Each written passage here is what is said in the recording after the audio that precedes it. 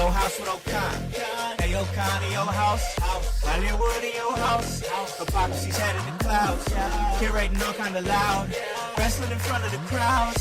Paragon's holding it down. Anybody can get it. Josh Joseph standing on his decisions. He is the voice. There is no choice. We is them boys in your house making wrestling noise. Moving fast, it's like cruiserweight action. In your house is the perfect distraction. Pumping in your ears when you in traction. Get this work with some wrestling action. Smoke. What's up, guys? What's cracking? Hollywood House. In your house. We're back. We're ready to make a movie. I hope y'all ready to make a movie. Ready to get with the shits. So I hope y'all ready to get with the shits. Because we're here to talk a little wrestling. That is right. The In Your House podcast is back. The podcast that you love to love when you come to get a little bit of insight and a little bit of discussion when it comes to the professional wrestling business. Of course, my co-host, Hypocrisy Jones, is here in the building. But before we really get to talking and bringing him in and everything, we got to bring in my other co-host here, the new Emerge World Heavyweight Champion. That is the world's most dangerous podcaster, the world's most dangerous game, and now the world's most dangerous champion, Paragon. Brother man, how are you feeling after such a huge weekend? I am beat up, and I am the king. And as they say, heavy is the head that wears the crown, but somebody got to do it, so why not me? Yes, man. Love yes. It was a great moment that night, man. I mean, you have the title there for Emerge. Of course, to our listeners, that's a great promotion out in Columbus, Indiana. They just had their 9th year anniversary show, Emergence Day, Emerge 74. And my God, it was a vibe. I was there. And I was there on commentary. And it was very cool to be on commentary for somebody whose career I've been so close to for so long. I mean, we go back, man. And to see you not only win that championship, but to be on the call when you're winning the championship, man, it was just a special moment, a great feeling, man. How are you feeling now that you've had a few days to kind of come down off your championship win? I mean, I'm going to be real with you. Like, I sat there for a while, and I was like, man, what should I post? What am I supposed to say? Like, and you got to think about, a lot of people don't realize the work that goes into this business, let alone being a champion for it.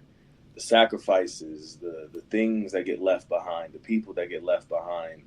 I mean, I'm on my second engagement since I've been a professional wrestler. You know, getting to this moment meant so much because to be put in a position where you can show people who you are and what you're made of, you don't always get. And, you know, the owners of Emerge told me, you know, you deserve this and you earned it. And like I told them, you don't always get what you deserve and you earn.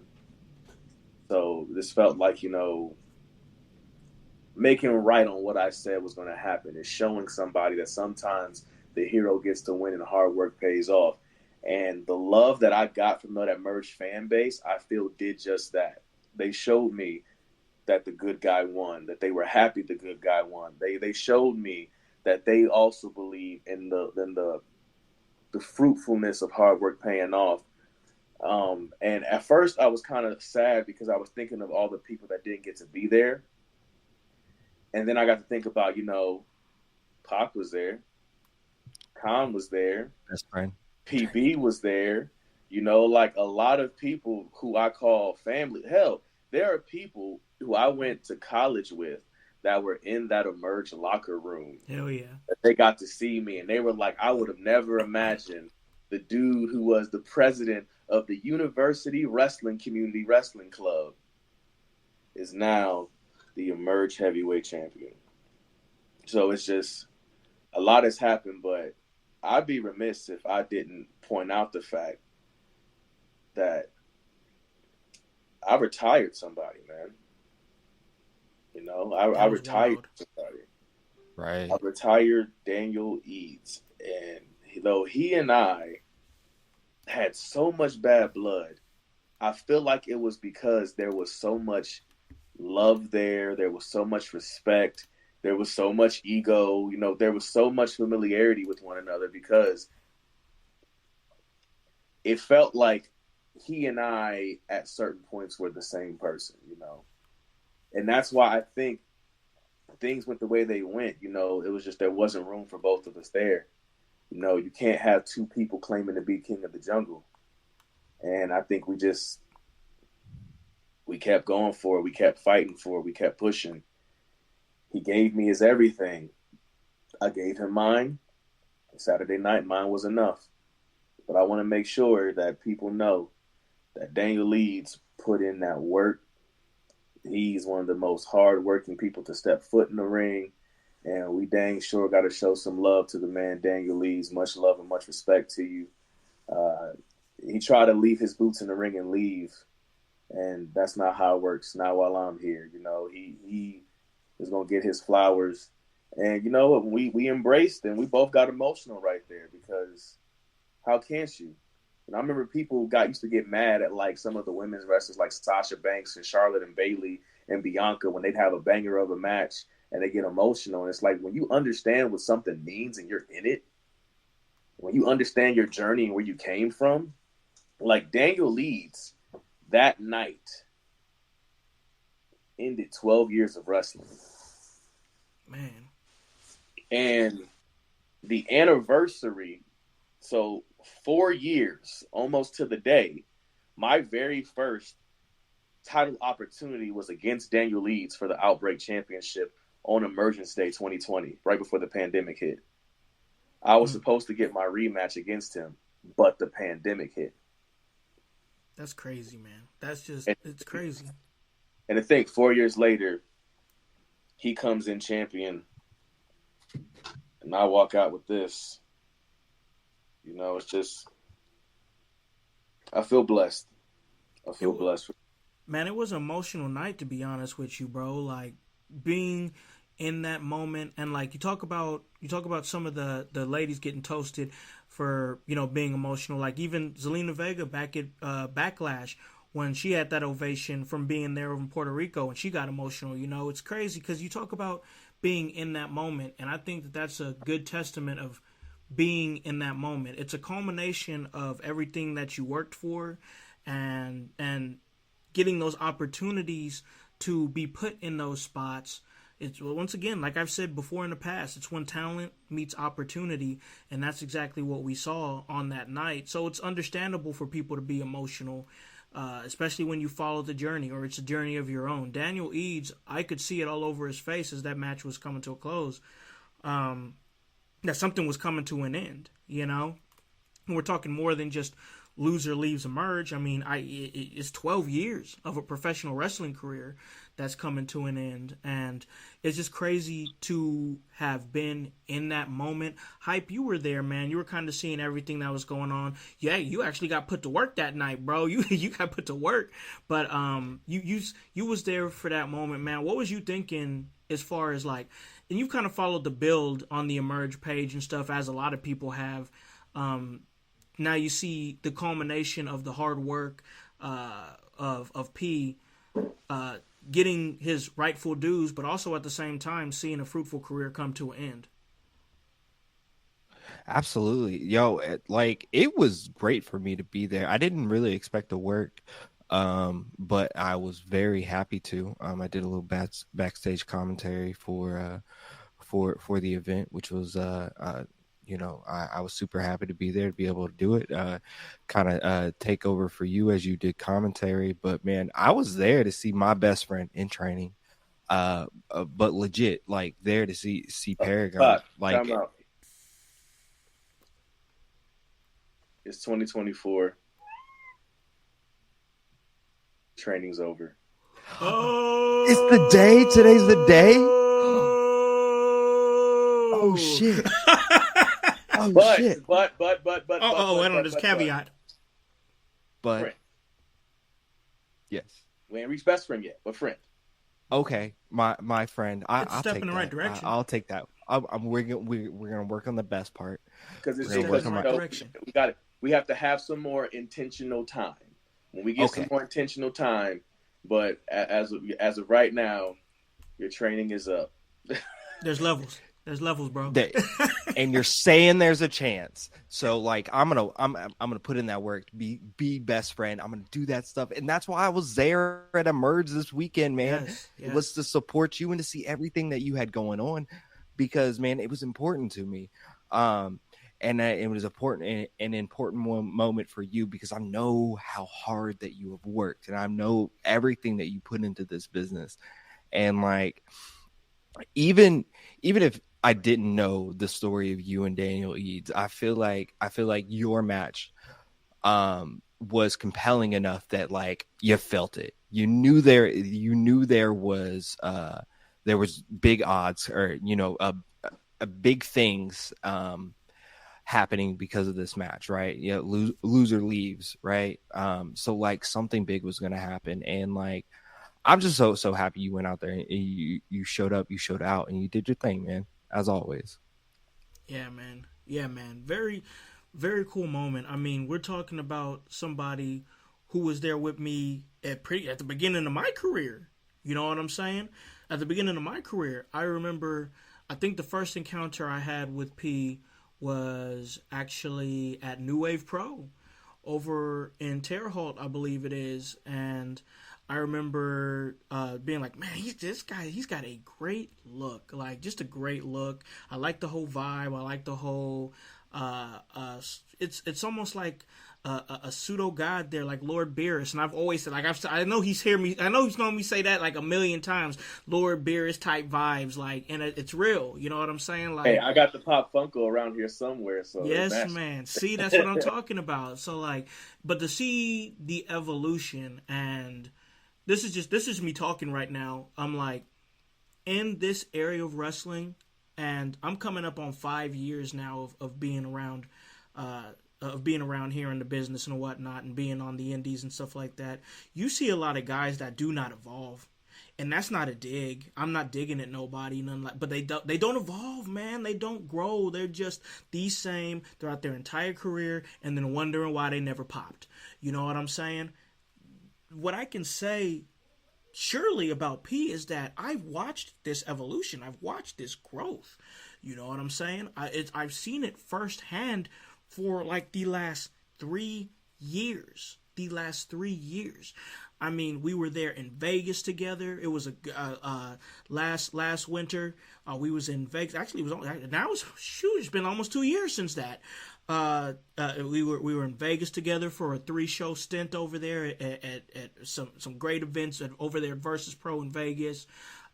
We've been at Emerge together for a couple years now, and working with him. Legends.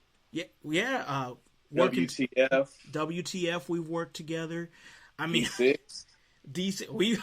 We've been places together, man. Like, and it's crazy to think, like, and it's crazy because I'm sitting over here really thinking about all this stuff. I'm like, holy shit! Like, me and this young man have been places together, and that's what makes watching this evolution just so freaking cool, bro, because like you're this walking apocalypse, then you're the world star, you know what I'm saying, then you're the world's most dangerous game. There were so many levels to watch the growth, and I'm somebody who appreciates evolution. I really do. I appreciate that in my wrestling, as somebody who evolves, grows, and it's like, what do I got to do to get to that next level of legitimacy, or to be a better character, or to do this, to do that. Like I said, a lot of guys get stuck. They get stuck doing the same shtick over and over and over again, beating their head up against that wall, then wondering why they ain't got nowhere. But the evolution has been real.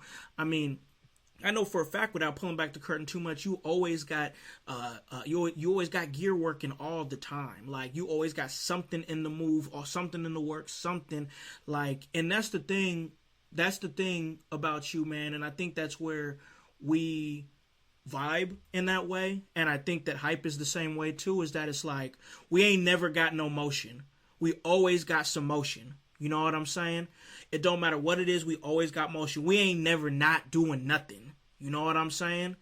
And I think I ain't got time to do nothing. I know y'all ain't either. I think that shared admiration is what brings us together and brings us all closer together. Can I quote you for a second, Kyle? Yeah. We got that mindset where we gonna make a play. You know, That's right, man. That's right. We always got to try to make a play, bro. Like, I'll never stop trying to make a play, and I know that Hype is never gonna stop trying to make a play, and you're never gonna stop trying to make a play. And you made a big play. You know what I'm saying? You saw that opportunity. You stuck in there to become the Emerge World Heavyweight Champion. And like I said, being in there in that atmosphere and to know your journey and to see how this crowd reacted, followed by the championship win, then follow that by the emotional display in the ring. It was cool for me to see so many, like, I couldn't even get to you, bro. Like, everybody was like, let me get a picture, let me snap a shot, let me start. I was like, hold on, I was trying to say something, but let me not cut line here, you know what I'm saying? Like, I'll stay back. Like, I know I can get his time, but these people are trying to get the little bit of time that they can get with P right now. I know I can get it later. You know, they can't. So I was like, let me just step off. And, you know, I was kind of helping kids in and out of the ring and stuff like that so they could have easier access to you. But it was just cool, man. I love the moment. It's something that's going to be edged in the back of my mind for the rest of my life. And I think that's what this moment is. I think that's what a lot of being in this business is about, is memories. I got a lot of really cool memories and moments that I've been either a part of or a small part of. Let's not forget, man, I was managing you when you won the Emerge Outbreak Championship. I was there ringside, best seat in the house, to see you win that championship, and then to see everybody so pissed off that they all at the same time walked out of the building in disgust and anger. That was very kills me every time. Think about that, though, Khan. Think about that. In 2021, they left the building pissed off when I won in the main event. I know where you're going. Go ahead. 2024, you couldn't get them out the building because they wanted all the handshakes and the high fives and the autographs and all the love. And it's that day and night. It's crazy, you know. It's a blessing. And really think about that, Con, because you talked about all the times you managed me. You also got to manage the belt collector, Paragon. Yeah, that was a cool time too. Yes. 5 belts. Yep. When I was carrying 5 belts and I had 5 championships. Yes, man. And I had championships in different coasts and time zones. Everywhere, bro. Mm-hmm. Everywhere. He was up there in Washington. He was in Maryland as a television champion there. He was here in the Midwest. Just everywhere. Bro was cracking. He was on the road, making those trips, making those journeys, and coming out of it with championships. And we were running steady over there in Emerge at his Outbreak title run. You know, going out to Vegas was still special to me, you know, and it's moments, man, moments. And I am very, very appreciative of being able to be a part of this journey, because that's all I ever wanted anyway. Like, I already know, like, I do not expect more moments for myself. I just love being a part of them and seeing them firsthand. So it's very cool to see you become the champion. Now it's going to be like, what's next? And we can talk about what's next at some point, because we know that Emerge 75 is right around the corner, guys. I mean, it's coming up right now, February 3rd. It is coming right around the corner, so you guys better make sure to go check out Diamonds Are Forever over there in Columbus, Indiana. Emerge 75. Who is going to be the first opponent of the new World Heavyweight Champion, the world's most dangerous champion, Paragon? Because now that he's champion, I can honestly say, faithfully, that anybody can get it. So anybody, like, anybody can get it. I don't know what else to say. Like, if they want this work, go get the work from the world's most dangerous champion. And if you guys want to follow it, you guys out there in the household are the great fans over there in Columbus, Indiana, that go and support Emerge every single month. Make sure that you go and head over at Diamonds Are Forever. Emerge 75, February 3rd. It's going to be a movie. Man, it's going to be a great time.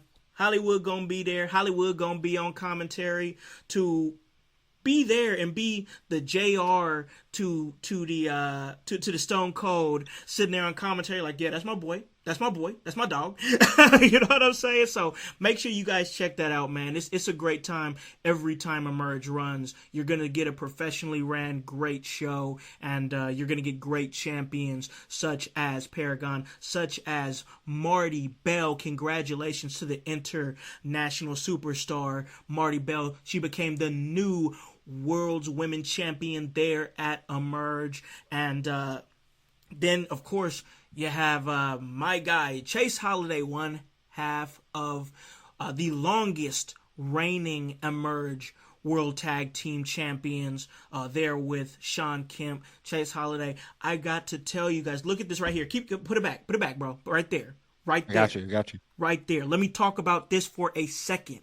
Keep it there, bro. This is beautiful. Shout out to Mouse for taking these lovely pictures. Shout out to my guy. Big shout Mouse. out to That Mouse. guy is I love that fucking guy, man. I really do. Got a chance to talk to him for the longest conversation I ever had with him. That dude's fucking smart as fuck. Like, he's cool as fuck. But this right here, this is beautiful. The pictures are beautifully done, but I want to talk about what is in the pictures. I want to talk about my little bro over here, young black man, P, World Heavyweight Champion of Emerge. I want to talk about sis over here, Marty Bell, Afro Latina, Emerge World Women's Champion. Come on, quit playing with me, man. Like, this right here, for this to be happening where it's happening at, come on, this is beautiful, man. The excellence is beautiful, man. This is what I love to see. If you guys aren't checking out Emerge, what are you doing? Because there's a shift happening, and I'm so damn glad to be a part of it, bro. Absolutely. It was good to feel too. I don't know about I know from my perspective, I did a lot. I did some backstage stuff, but I got to see the whole crowd from my perspective, Right. And see everybody really, really hot the entire time, the entire show, and especially hot for our wrestlers of color, man, and not the Harbor on that, man, but that's big. That's real big. It's really real big, big. man. Yeah, it's really especially big. in Columbus, Indiana, in that in this area of Indiana. If you don't know, I mean, we trying to tell you, but It's nothing to scoff at, man. It's nothing to scoff at. And guys, trust me, we're gonna talk. We're gonna talk a little mainstream wrestling, of course. That's a lot of what you guys come here to listen to. And we're gonna talk things like Smackdown. We're gonna talk tonight's Monday Night Raw, and of course, over the past weekend there was Smackdown, and now we know there's a Fatal 4-Way, and we're gonna talk about that. But right now, I just want to stay here for a second, and I want to come to UP. So we're looking at this picture right here. We're looking at Paragon, World Heavyweight Champion. I don't want to scoff at this. You know what I'm saying? Like, this is something a discussion that needs to be had, I believe. Paragon, World Heavyweight Champion, person of color. Marty Bell, Women's World Heavyweight Champion at Emerge, woman of color.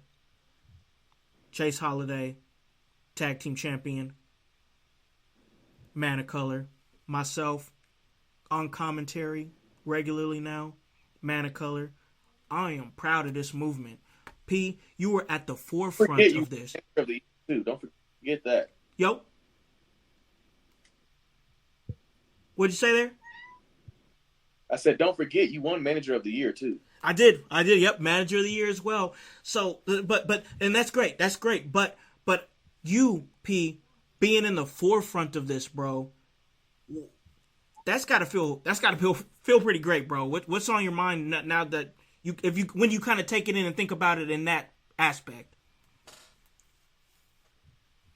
I mean, it feels groundbreaking, to say the least, just because I've been wrestling in Indiana for a long time, and yes, I've seen wrestlers of color hold championships and even heavyweight championships. But one, sometimes you have to consider the area. Two, sometimes you have to consider how they're being used. There's just a lot of things that go into it. But being able to see that 3 of the 5 champions are people of color, it's beautiful. being able to see diversity in the locker room, being able to see more people who look like me in the audience because they're seeing more people who look like them in the locker room.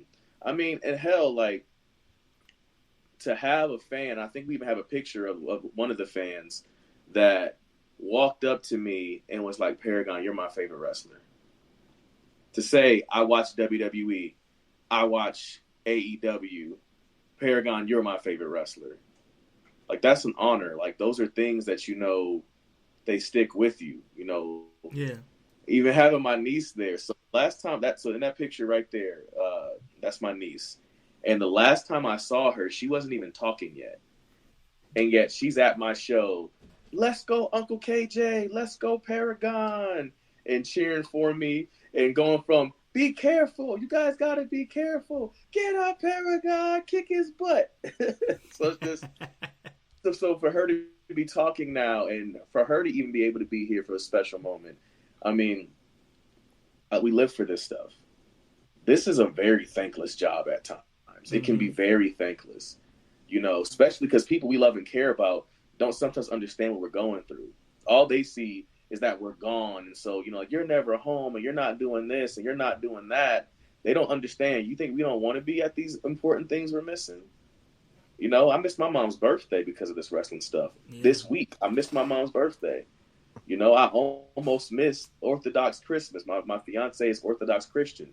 So their Christmas was on the 7th. Mm-hmm. So I almost missed, you know, that. And that was really big for her. I missed anniversaries, weddings, funerals, and things like that. But it's because we're chasing this dream. So to be someone's favorite wrestler, to have someone ask for your autograph or a hug or a picture, to want to buy your merchandise, to have a fan message you and say, I really wish they would have announced you were going to be here at the show because I thought you weren't going to be there and that's why I didn't go. Mm. And then when you got announced for the show, they were all mad that they missed it and said, well, then I'm going to be at every single show afterwards. And it also feels like it means something. I kept saying all this past year, I'm righting the wrongs that have been done to me and the ones I committed myself. So being able to say I pinned Calvin Tankman, being able to say I got my lick back on Jordan Cage, being able to say I broke my foot off in Jeremy Hadley's ass, being able to say I think I brought out something in Dylan Cole that allowed him to stand up against the likes of Beef, because you stood in the ring with the Beast, with the Psycho Killer, the Demon Panther, the Walking Apocalypse, and the Mirror. You stood in the ring with my dark side, and you didn't flinch. Hey, that's got to speak to something. Flinch. Yeah, that's got to speak to something, man. And you're seeing. And what he did was he stood in there with Beef, you know. And so that's what I'm saying. Like I was trying to right these wrongs, and to be able to share that ring with Daniel Leeds, and right that wrong, but to have that moment, to have that match, you know, it means a lot because, you know, they talk about finishing the story a whole hell of a lot recently in wrestling, and they never talk about the creation of it. We didn't just finish the story. We wrote and created a very beautiful one that now many people can go back and watch and read, and it's just a beautiful thing. Yeah, it really is, man. Because if you were as close to that story and knew that story, I mean, it was great. They showed the video there at the beginning of the match. We kind of see where things went back, and it told that story, and to see that culmination of it has been great. But now we move forward to see what happens next at Emerge Wrestling. And once again, that is Emerge 75 Diamonds Are Forever. Make sure you guys are checking that out to see who is next for P and everything that's moving there, because there's a lot of amazing things that is happening. I know who I want next. Oh, yeah. I know who you want. You made it perfectly clear. Perfectly clear. If you guys go there on the Emerge page, you can see exactly who he asked for. Now, with that being said, I got a laundry list of people I want to give a shot to. I mean, shoot, Project West out in Vegas. I don't mind pulling up to Versus Pro Expo and defending this title against them. Alex Kane says he wants to face black talent and he wants to face some of the best of them. You know, I got a good brother who also wears beads and also has that kaiju energy. They call him the big bad kaiju at that. O'Shea. And that is, you know, O'Shea Edwards. You know, I got an uncle who, you know, I tapped him out once. He tapped me out once. So maybe we need to have the rubber match between me and Suge D. And also, the very first African-American emerged heavyweight champion had to vacate this title. And he is my legit and my real uncle, Apollo Q Star. I would love for us to go one-on-one and us to tangle for this. I got a laundry list of people I want to face, but there's one person before I can see any of those other people I got to come see about, because there wasn't enough room for me and Daniel. This next one ain't a matter of room. It's a matter of what you call yourself, and it's a matter of being able to say that you are undisputed. And there's somebody who sadly still has a claim to this throne. I got to make sure there's no more claims when I'm done. Hey, what's up, guys? It's Old Hollywood. Hope you guys are appreciating this great episode as we reflect and celebrate Paragon's big championship victory. But on the other side of this break, we're going to talk a little mainstream wrestling, a little WWE, a little Smackdown, a little Monday Night Raw. So hang tight. And when we come back, we're going to continue this great discussion.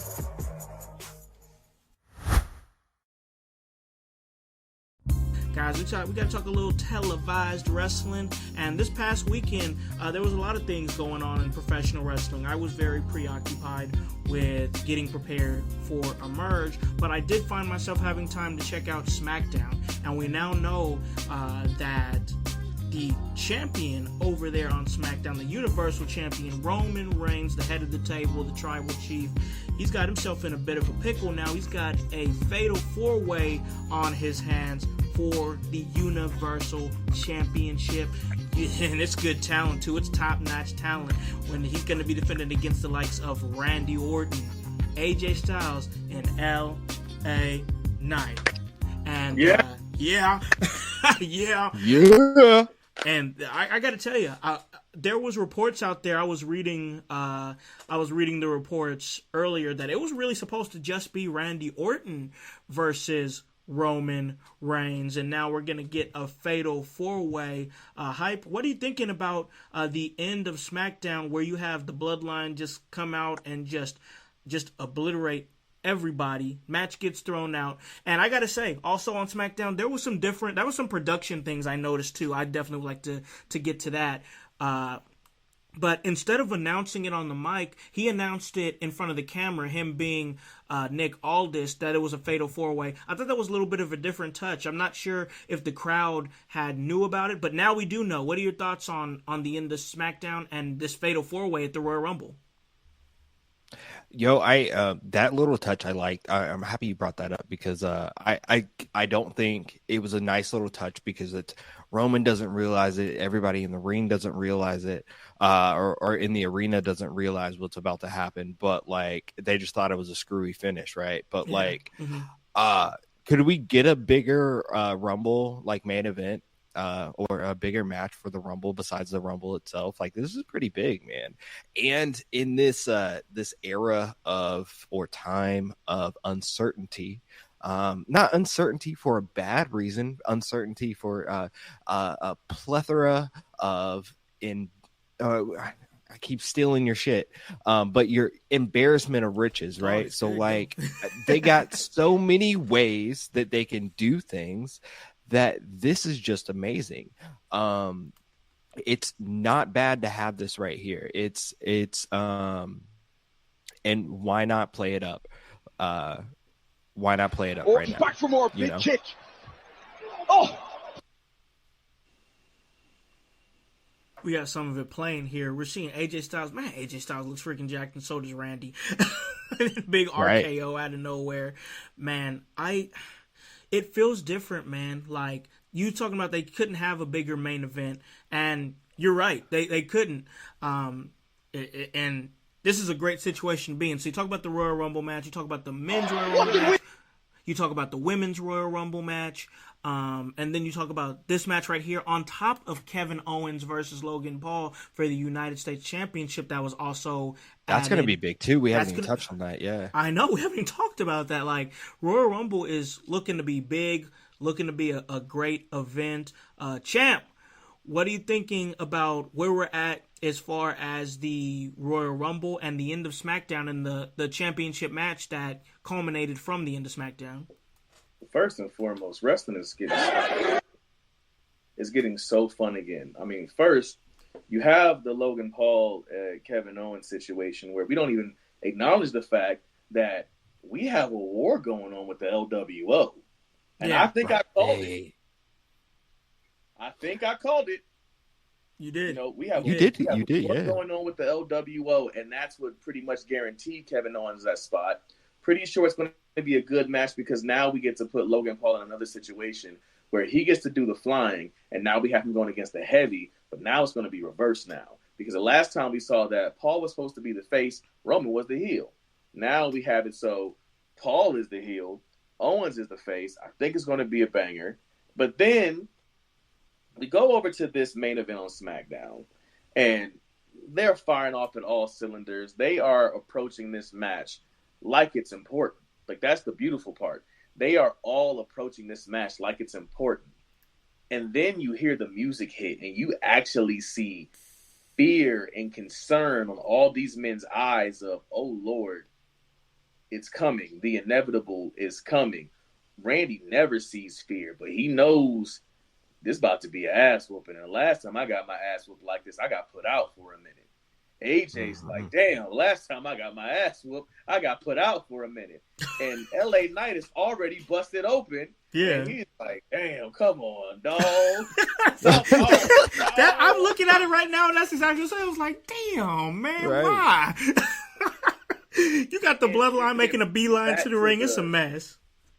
Yeah, and it brings back to the Thunderdome days where he was just smashing his opponents and just beating them down if they stole something. He's out here beating them like red stepchilds and he caught their hand in the cookie jar, but in his cookies. He paid for them Girl Scout cookies. You didn't pay for them Girl Scout cookies. Now I got to beat you like you stole something. You did steal something. I didn't Girl Scout cookies. He was beating the hell out. But the thing is, then you have this beautiful moment because they are taking different risks and trying new things. It's very easy to do the live mic in front of the whole audience to get a reaction. Yeah. But that subtle, just brilliance of, I'm going to walk over to where there's that hard cam, that close roaming cam, and I'm going to talk to you, and I'm going to show you, you think you're in charge. I'm constantly showing you who actually is in charge. This power struggle between Aldis and Roman, that to me within itself is another beautiful story. Yeah. And we're getting a GM that we weren't getting with Adam Pearce. Now, love him. Love Adam Pearce. But we're getting such a different dynamic. And that dynamic we're getting is just incredible. It's immaculate. The storytelling is becoming more and more brilliant. I'm loving what I'm seeing. And then you get to this Royal Rumble match. You have a Randy Orton who came back jacked and pissed and wants to show that he still got some in him. He's still got a lot of venom left in his bite. And all it takes is one RKO. Then you got the returning AJ Styles, who also feels like I've been gone too damn long. Also came back yoked to the gills. And he's like, I'm not here for the club. I'm not here for the friends. I'm here for redemption, the ass whoop, and the title. And he's almost stealing my shit. Through his actions, he talk about anybody can get it. Because he saved LA Knight to beat his ass. Yeah, he started whooping his ass like, damn. Yeah, he beat his ass. I'm thinking of Charlie Murphy. Then he beat his ass. You know? But then you have LA Knight. Rising star. You know, and remember how we had the conversation of breakout versus rising? Because LA been doing this for a minute. But rising star. And his ascension is becoming so undeniable. You can call him a catchphrase if you want to, and people want to say stuff, but you know who also was a catchphrase? Daniel Bryan. And where did that lead him to? Yep. I was saying, that's such an easy out to say it's just a catchphrase. I mean, come on. And that's what I'm saying. Like, to me, to call somebody a catchphrase, to me, is like, okay, you can just say you don't like somebody, but you can't argue those who are undeniable. Right. And I feel like that is what he's showing. So you have someone who is undeniable. you have someone who Rise to the top. Oh, yeah. Macho Madness, yeah, has got more to him. Oh, I miss seeing that drop. It's back. I mean, but it's right, though. Cream, it's just like what P was saying. Cream rising to the top. And then you got somebody who's saying, I still got more left in me, and who arguably is probably going to be one of the most underrated GOATs in wrestling history, because based off of longevity and the clip he's been firing on and the position he's been in, and yet I feel like because of some of his predecessors, he doesn't get the same love and attention as some of these other people. I'm like, no, we got to give him. This match is going to be crazy. Honestly, something I would love to see in this match is a spot where LA Knight goes for that top rope like suplex thing he does. So he goes for the top rope suplex, gets pushed off right into an RKO. AJ drops down. Phenomenal psych RKO. Roman comes in for the spear. As he's coming down, RKO, we just get this beautiful moment of Randy RKOing everybody. Ooh, that'd be nice. I like that. And that's when you have, Bloodline do Bloodline. I do think Bloodline's gonna get involved. I definitely could. For me, the writing on the wall is that Roman is gonna win this thing by shenanigans. And I don't know what's gonna lead from there. But I do think that Roman is gonna win this thing by shenanigans. Hype, what do you think, man? Do you have an early outcome thought on this match? I know we still got a few weeks out, but you got any thoughts on it? We got a few weeks out, but I'm not. I still think the opportunity there is that Roman could lose because of shenanigans just as much as he could win because of shenanigans. I think this is a fatal four-way. This is a match where Roman don't even got to be pinned No, he doesn't have to be pinned. To lose anything. So we know there will be shenanigans. There will definitely be bloodline shenanigans. Maybe a Rock sighting. But but we never know. I think this is the first real opportunity that we've had in a long time where Roman goes into a match and we're like, I don't know how this goes. It should just go Roman, right? Because that is what everybody's expecting. But this is a pretty stacked match. It is, and I hope they go left. I really do. It's easy to say that Bloodline's going to get involved because it's a fatal four-way, which automatically makes it a no DQ match. Right. And they can do whatever they want right in front of the ref. Ref can't stop them. So they could just start whooping everybody's ass. But then that would be the writing on the wall that I think everybody could see coming. So then it's like they got to go left. But P, what do you think, man? What's your mindset as far as where this match could go, how this match could go, and what it could lead to going into WrestleMania? I'm going to try to keep it short and sweet. Roman wins, Rock comes out afterwards. And I'm thinking it might be as simple as Roman wins. They maybe try to beat the opponent some more bloodline and crap like that. If you smell, Rock comes out, tries to face off with Roman. Roman backs away, doesn't allow the face off to happen. I definitely don't want to see him touch. Please don't touch. Yeah.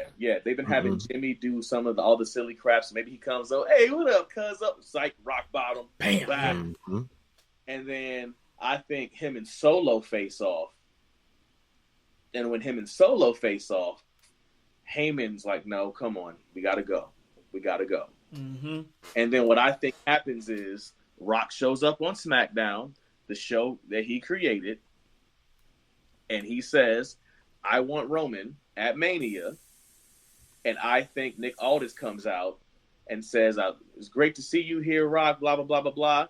But as far as I'm concerned, you're not a roster member. So unless you sign this contract, then you need to leave. Ooh. I like that, and it keeps Nick Aldis looking as a strong authority figure as he has been for the last few weeks. And I'm thinking, not only does Nick Aldis say sign this contract, but he does this one too.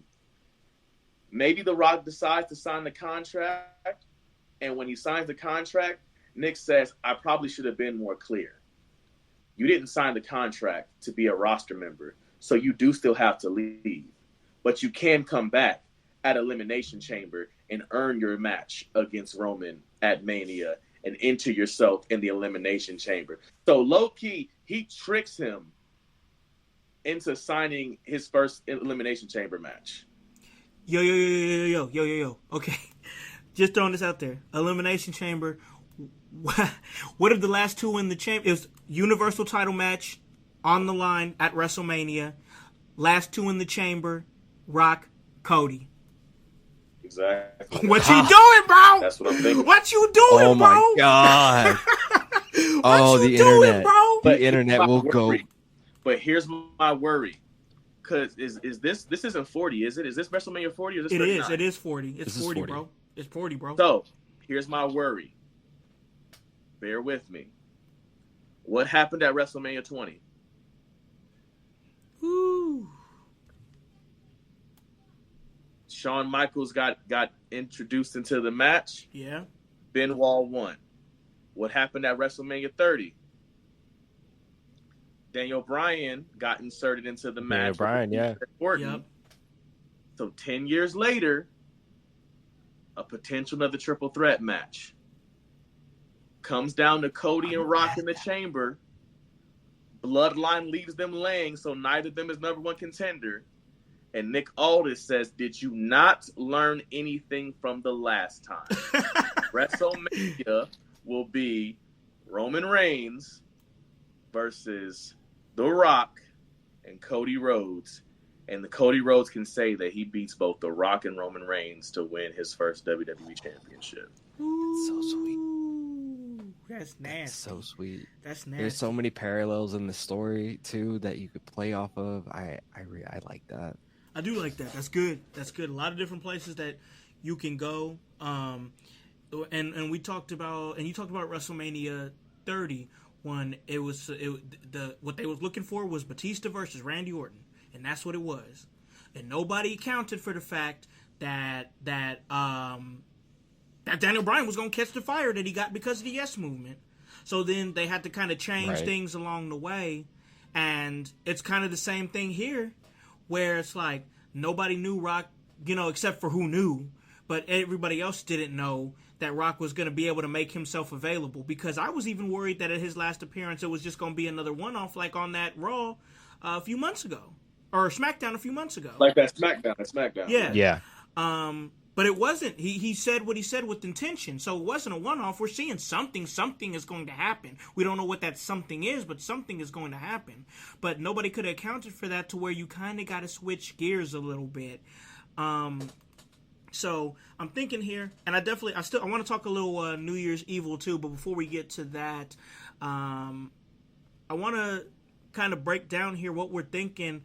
A little bit of early WrestleMania analysis here. So I'm thinking, building off what P is talking about, as far as you make Cody Rhodes versus The Rock versus Roman Reigns for the Universal Championship. So now we're building and constructing a little bit. I saw a little bit on the internet that there was like a Fox, a fake WrestleMania main event card that was out there, and I saw some of those matches, and I was like, yeah, they're not doing that. Yep, they're not doing that. But a couple of them made a little bit of sense in thinking what I think could happen. So we talked about that match right there. What are we thinking about the chances? Let's just fire through these thoughts right here before we get to NXT New Year's Evil. What are we thinking about Punk and Seth for the World Heavyweight Championship as another main event there? Hype? I think Punk and Seth is a definite opportunity, or definite. I think it's definitely a possibility for WrestleMania, and it's probably the match that should happen, right? If we're talking about, things that are out there on the internet, I just saw this. This is also saying Punk Seth, but it's also saying Gunther, Miz, Sheamus for the IC title.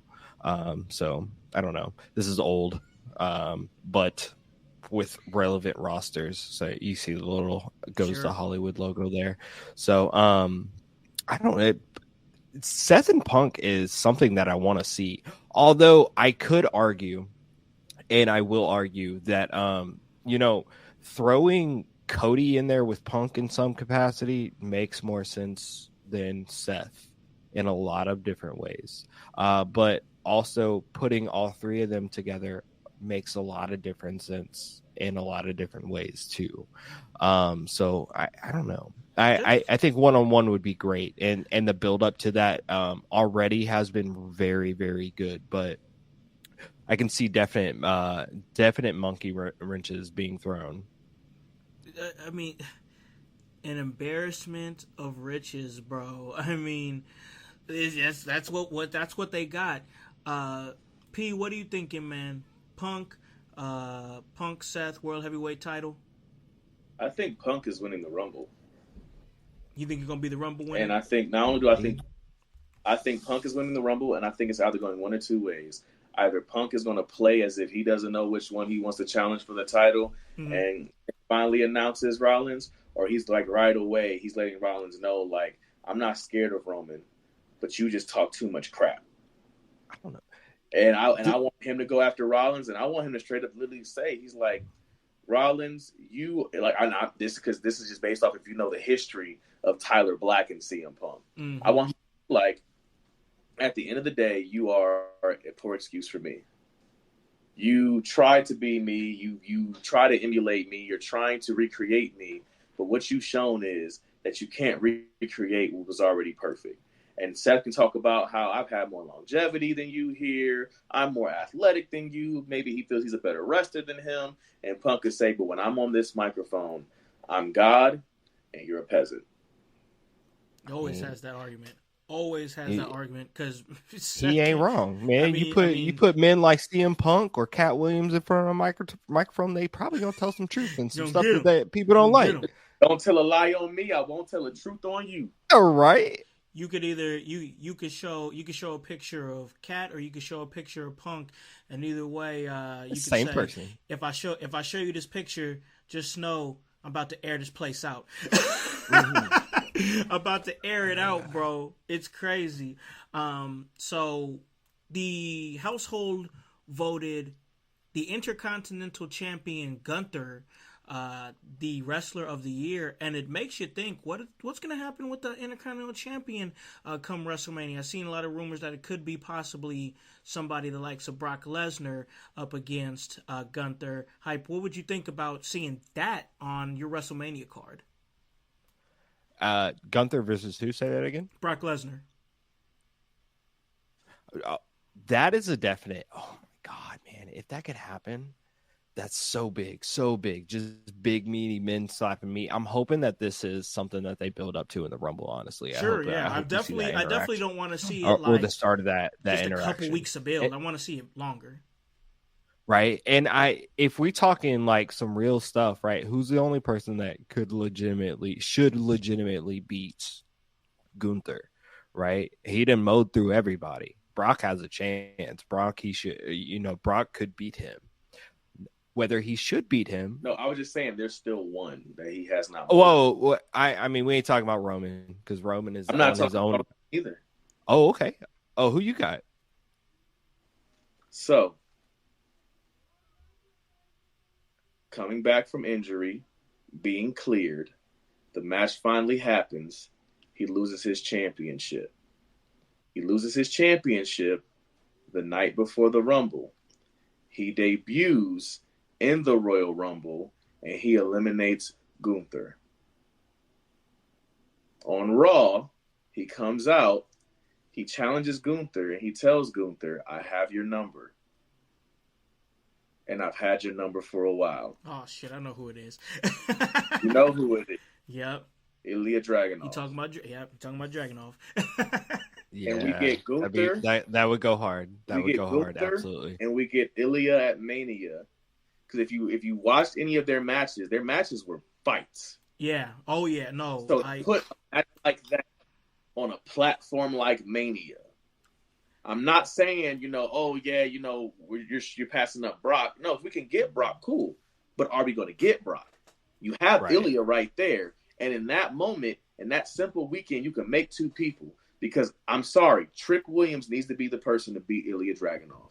Oh, yeah. Absolutely. And so you have Trick. Absolutely. and Ilya for some reason, stuff keeps pushing their match off and pushing their match off. And finally, Ilya gets to face him, and they have whatever show they have the night before the Rumble, and Trick Williams beats Ilya. And then at the Rumble, Ilya comes out and eliminates Gunther and both members of Imperium. I like that. So he gets 3 eliminations in his debut night. Let me ask you, what do y'all think about this potential card? So we got here, Rhea versus Raquel, Becky versus See, I honestly had Becky go. What the heck? Cody versus Shane McMahon. What's going on here? Well, Liv Morgan even cleared, so that's not going to work. Bianca Belair versus Roman Reigns. What? This card is outrageous, but I loved every bit of it. I gotta say. I mean, I'm not against the intergender wrestling, but what? I mean, look, give Jane Cena a chance. Damian Priest is R-Truth as guest referee match. I want that like yesterday. Right. So I was scouring because I know because Howse said he saw some cards on the internet. I just want to see some. I tried to pull up some of the most outrageous ones I absolutely could, and this was pretty up there. Listen, call me crazy, but I think Bianca got a chance against Roman. To be honest with you. No, absolutely she does, man. Give Jane Cena a chance, bro. Yeah, give Jane Cena a chance. That's all I'm saying. In there, bro. No, I like that. That's funny. Yeah, man. And I just think that what we could see at the Royal Rumble and WrestleMania, specifically we're talking about WrestleMania, could be great. But honestly, I think he just kind of talked me into calling Dragunov off in enough time to do WrestleMania against Gunther and him being the one to dethrone him, just because the story is there. I mean, it's written. It's right there. And letting them have the matches that they had at NXT UK and putting it on that WrestleMania type scale will, I believe, make... Gunther's already made, but it's gonna make Dragunov because people gonna be like, "Dang, who is this?" You know what I'm saying? Like, if you don't follow regular wrestling like we do on a regular basis, and you are one of, because trust me, I know it's hard to believe, guys, but there are people that only tune in for WrestleMania. They're only watching the big shows. They don't really care. I work with the guy that says. Definitely. He don't really watch wrestling anymore, but he always watches Royal Rumble. He always watches WrestleMania. And the last time he had watched was actually Survivor Series and seeing CM Punk return. So there are people that just watch it for that. And you don't know exactly who is going to, see you, dig what you're doing, and what's going to drive you up. Nobody could have predicted that LA Knight was going to be as huge as he got a few years ago. Nobody could have seen it. Nobody could have really knew that Gunther was going to lean and get himself fit and still be physically imposing.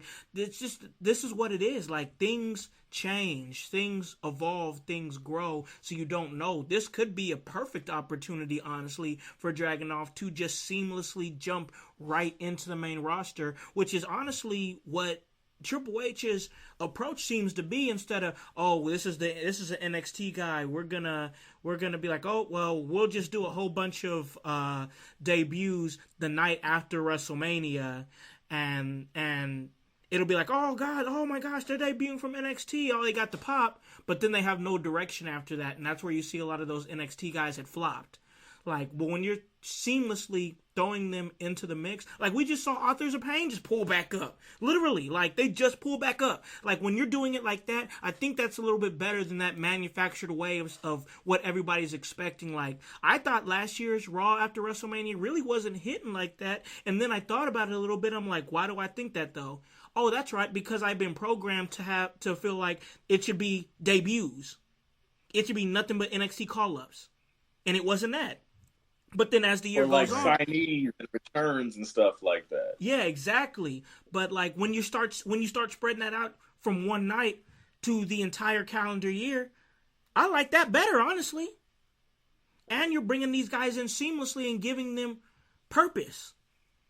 So I'm enjoying what I'm seeing. I think that this is going to be a great thing. And I think that, if Brock Lesnar is the guy to go up against Gunther, that's great.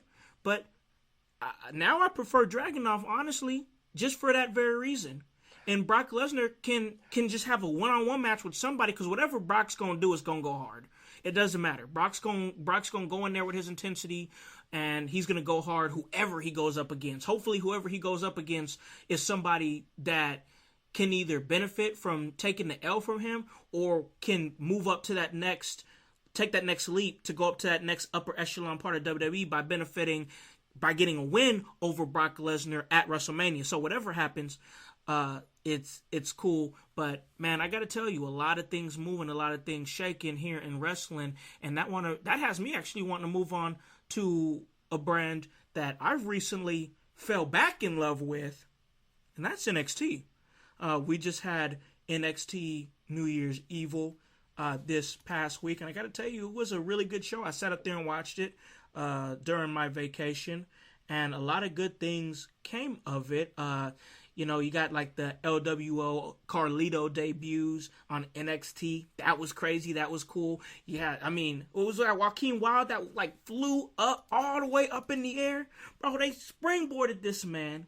He goes all the way up, down, into the crowd of the other team there. And man, it just made for a very cool visual. NXT had posted it on their social medias, and they showed a different, like, more aerial angle, and you can see how much air that he had got, and the landing was just safe, and it was just it was a vibe, bro.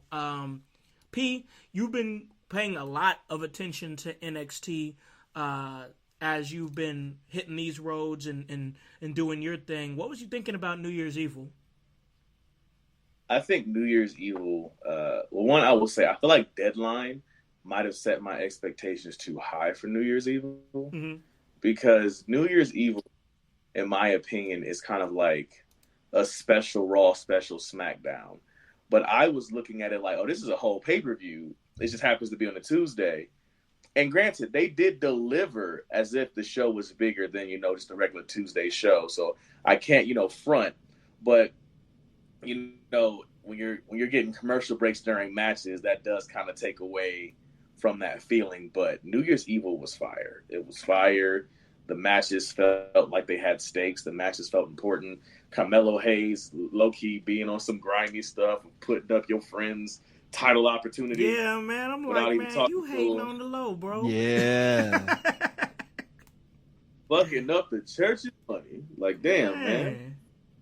Trick's like, bro, what are you doing, bro? Yeah. But I feel like the show was really good. I feel like it had some nice surprises. Interested to see where this Dragunov story goes. They made me feel really sad for Rich Holland, and whatnot. But we have some really great stuff that's going on in NXT. And honestly, the only thing, like, there's only like one show that I honestly feel is really competing with NXT, because I feel like NXT is some of the best wrestling on TV, even more than SmackDown and Raw. And that's probably Impact, which I know we had somebody in the chat ask us a question about Impact. But yeah, I feel like NXT and Impact, definitely, if they had a bigger platform, more eyes on them, people would really be watching it. Oh, no, I agree with you. So it was OG Tony, and he does a great podcast over there with him and his son, Gonzo Sports Room. He has, before the show is over, who is the big reveal for Impact Wrestling on Saturday night's Hard to Kill? P, you follow it pretty closely. What do you think, bro? I'm gonna be honest with you. Like, I typically pride myself in, like, always being able to predict this and predict that. I don't know. I don't know. That's great, though. on one end, it could be, a return. On one end, it could be a signing. It could be like something that might be cool is if it's like somebody who's already signed somewhere and they show up and they're announcing they're going to do a match. Like if Sting shows up on TNA Impact, would be really, really cool. It could be Ronda Rousey's about to do a run at Impact. It could be we're about to get a really big, New Japan signing at Impact. I don't think it will be this person, but it might be cool because apparently they said they've been holding a lot of money in their budget for it. Could be Sasha Banks. We could have been talking about WWE and AEW this whole time, and the whole time it might be Sasha Banks. So like, there's a lot of potential of who this person could be. Hell, MJF may pop up. We don't know. We don't know what's going to happen. That would be crazy. I think that's the beauty of what's going on in wrestling, is that people can just pull up at these different places. Like, and I'm like, we have it here, up here. We're talking about TNA for a second. It's just nice to see that logo again. Honestly, like it's just very nice. But back to NXT New Year's Evil. Hype was showing a backstage segment there. And it was the members of Chase U there, and I think the women's champion there was involved, Lyra Valkyrie, and she was back there. And so what I noticed about that backstage segment is I like how they had the one thing going on with Chase U, and then the camera pans over, and then boom, it's into a different situation, and these things are happening all in one shot. And I really like that transition from one story to another in the same shot. That was just so pleasing on the eyes, production-wise, for me. And it just goes, to me, it kind of goes to show you, we talked a little bit about, like, Life of the Party, Katana Chance and Caden Carter. They had their stage, or they had their club segment that was last week on Monday Night Raw. It just goes to show you that they are really making changes production-wise. We also talked about the way that Nick Aldis delivered the news to Paul Heyman about the Fatal 4-Way. They're doing some different production things here that I like, and it continued here on NXT New Year's Evil. Hype, you're a production guy too. You're somebody who notices that stuff. Not to say that P doesn't, not to say you don't, but I know that you notice that stuff too. What are you thinking about, like, these new chances that they're taking production-wise, specifically what we're seeing right here in front of us on NXT New Year's Evil? Well, I think what we saw on NXT is a lot of what we've seen on NXT for a while now. I think NXT's production styles has been a slightly bit different than like the main rosters for a bit. Now that they're done with Kevin Dunn, we won't get those weird camera spikes or anything like that. And like you said, one scene transitioned into another, as we saw the end of that one ended up transitioning into to this one right here. And it makes the show flow. It makes it seem like a show with wrestling as well. So like I love this stuff, man. So oh, I'm enjoying it, man. Just like I enjoyed this show. And a lot of good things came from this show. So, of course, we know we didn't get the championship match there with Trick Williams and Dragunov, because Dragunov, I believe, was still not cleared. But we did see Grayson Waller, and Grayson Waller is somebody who we've seen prominently on NXT. I believe the first ever Iron Survivor Challenge winner. And he had to, him being Trick, had to put that on the line against Grayson Waller because of the mouth of his buddy, Carmelo Hayes. And I thought this was a good match. But I want to, for a second, highlight Fallon Henley and Tiffany Stratton. This match, this is going to be... first off, I thought the match was good. Second off, I just thought the stipulation was funny. Henley would have to be a servant for a day for Stratton, or Stratton would have to be a ranch hand for Henley for a day. And now we have this, that we now know what happened. Stratton loses. She's got to be a ranch hand. And now we got this, I'm sure, a really cool vignette or video package or whatever, or montage, let's say montage, of Tiffany Stratton gonna have to struggle through being a ranch hand. So I thought the match was good. I thought the stipulation was good. So I just wanted to highlight that real quick. Fallon Henley is somebody that I'm not super familiar with, but I got familiar with her. And Tiffany Stratton is somebody who I've been familiar with, and I've always thought that she's super talented. So it's great to see this women's division just continue to grow and develop through NXT. But I also I'm also liking the fact I'm also liking the fact that we had Obafemi defeat Chase Hughes, Riley Osborne for the breakout tournament championship, the men's breakout tournament championship. Like I said, a lot of cool things that happened there on NXT. Obafemi, that's a big man. P, what was you thinking about the show? What were some moments that really stood out for you? Well, first, talked about Oba. Seeing Oba made me go, yo, we need a Nigerian stable. Like, picture Oba, Apollo Crews, and Omos. Ooh. That'd be tough. Who's stopping that? That ain't nobody. Nightmares.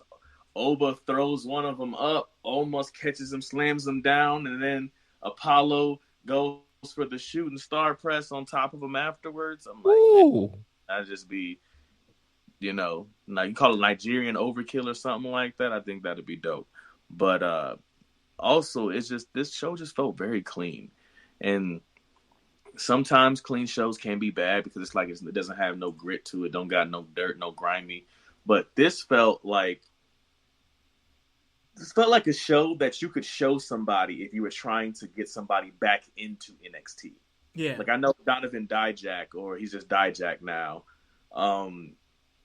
He recently was talking about how, like, people need to give the current NXT a shot and stop bringing up Black and Gold. He says Black and Gold was great. This is great too. You can love both without having to demonize, appreciate it.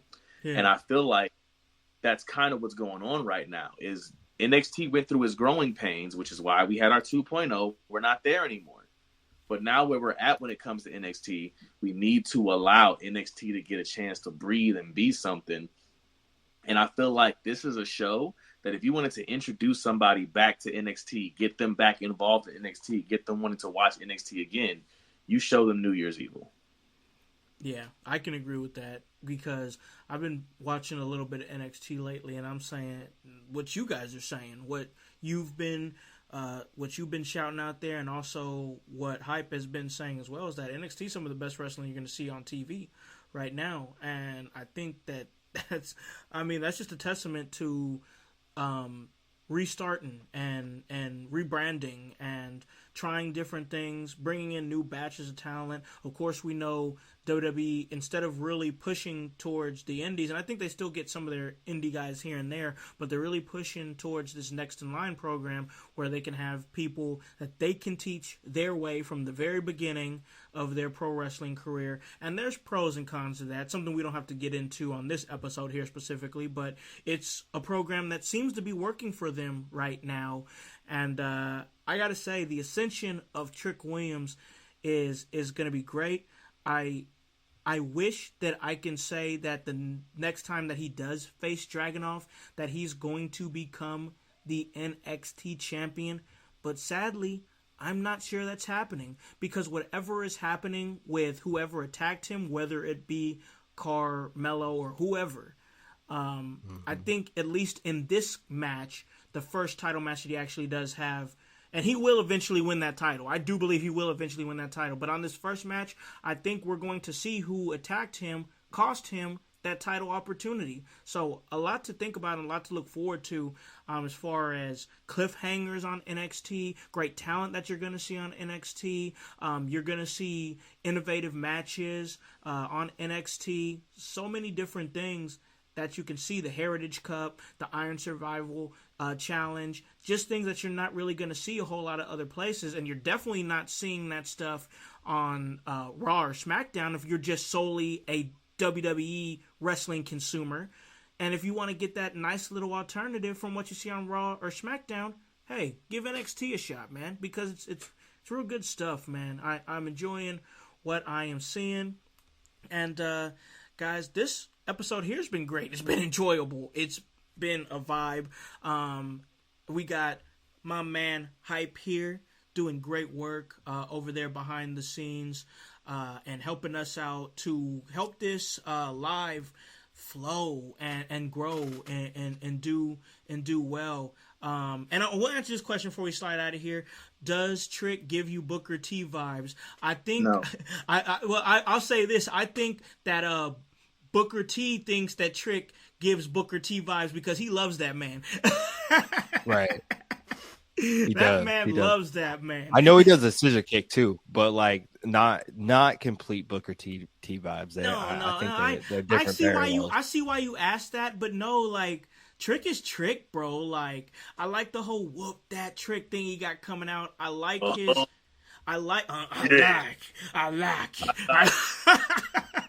But no, he's Trick, bro. Like he's something different, and that's why I think that I'm drawn to him, because he's not like anybody else that I'm seeing. I like how he talks. I like how he dresses. I like how he carries himself. It's different than anybody else in WWE right now, period. There is nobody that is carrying themselves the way that Trick Williams is carrying themselves, and that's why he's eye-catching. That's why he's eye-catching. And I still believe, I know we talked about it on the show, I still believe that Iron Survival Challenge match that he ended up winning in the fashion that he won it in, jumped him up to that next. So he took that next leap. He took that next leap from winning that match, and now we're gonna see what's next for Trick. But as far as the question goes, I do believe that Booker T sees Booker T vibes from Trick Williams, but no, I feel like Trick is Trick, bro.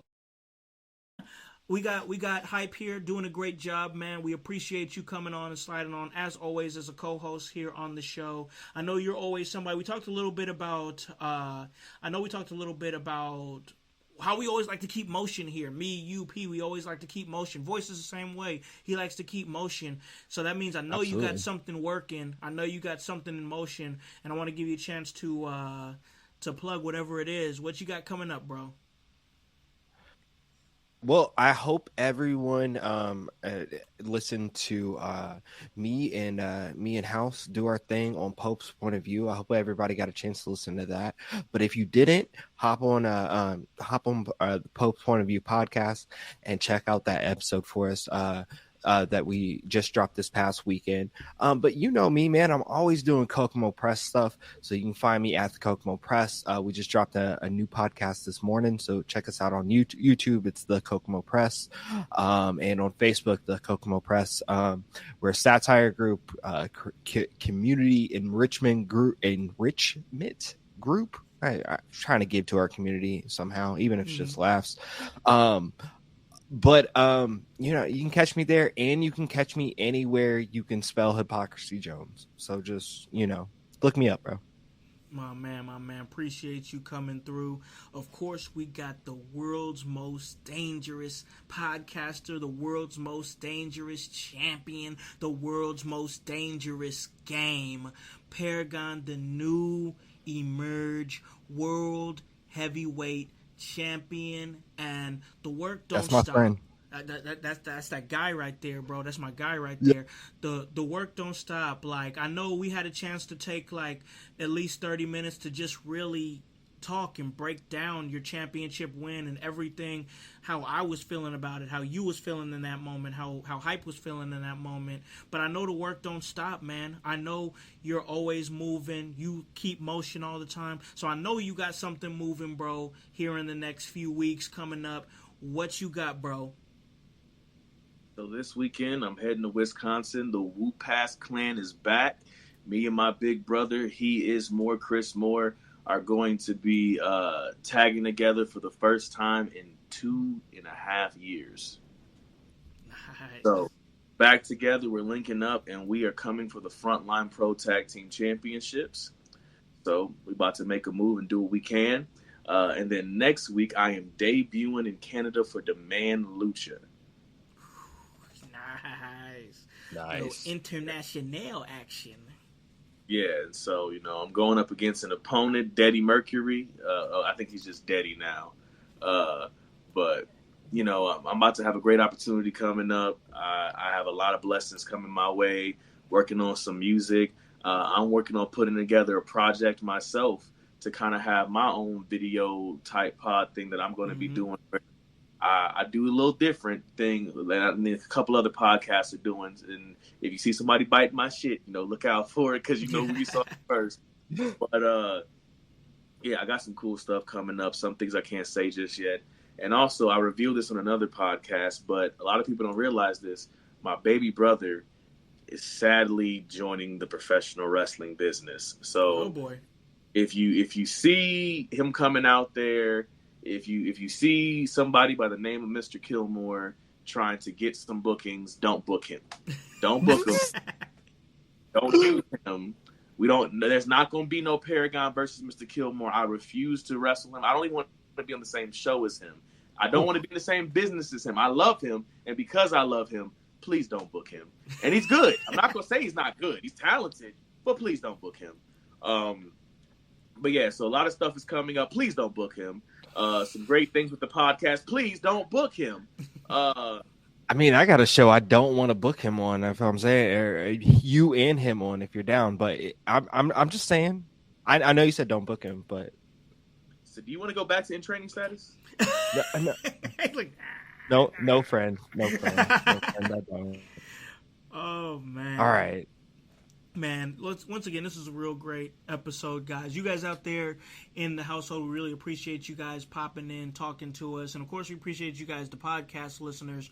If you guys could go over, do me a huge solid, do all of us a huge solid, head on over to Apple Podcasts or Spotify. Go ahead and give us a 5-star rating. Leave a review. We really appreciate it.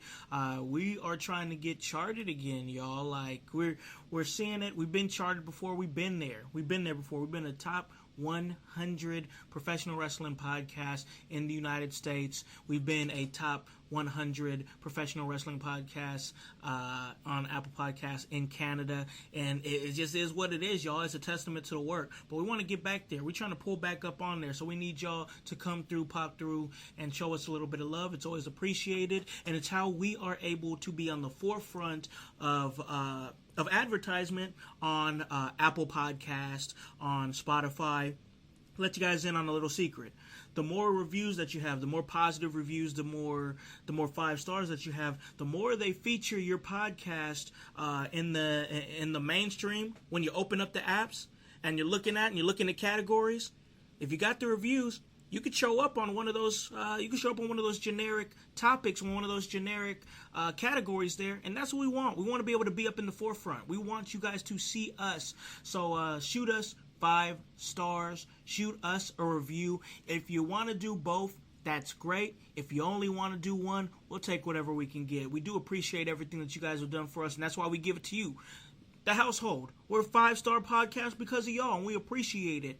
Guys, as for me, you know me, I'm always chilling. I'm always here doing this podcast. As long as I can talk, I'm doing this podcast, y'all. So I'm always here. My availability is back, y'all. It's back. I know December was a little tough, just because I was, working at the shoot and stuff like that.